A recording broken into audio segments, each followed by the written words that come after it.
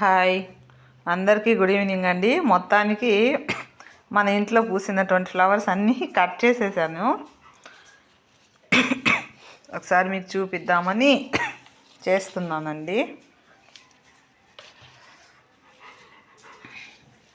ఎందుకు ఇంత సంతోషం అంటే చాలా రోజులైందండి అవి ఆ ట్రీ పూసి.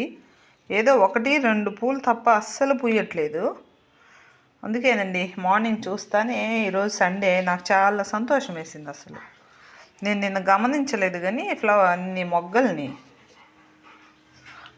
అందువల్ల అండి మరి మరలా చూపిస్తున్నా అంతే, ఇంకేం లేదండి.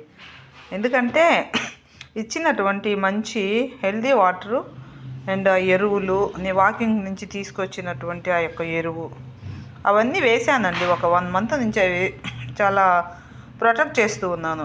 ఎందుకంటే అది ఆ చెట్టు కొంచెం ఎండిపోయేలాగా కూడా ఉండిందండి. ఆ ట్రీ చూసినప్పుడల్లా కొంచెం నాకు బాధగా ఉండేది. అయ్యో మంచి పెద్ద ఫ్లవరు ఏంది ఇట్లా అయిపోతూ ఉంది ఆ ట్రీ అని కొంచెం నేను ప్రొటెక్ట్ చేశాను. దేవుడి వల్ల అది బాగా సెట్ అయిపోయి చక్కగా వచ్చిందండి. ఆకులు కూడా చాలా పెద్దవిగా వచ్చాయి అన్నమాట. ఎక్కడ ఒక ఆకు అయితే కట్ చేస్తున్నా, చూపిస్తాను. ఎక్కడో ఉందండి, ఇక్కడ ఉంది.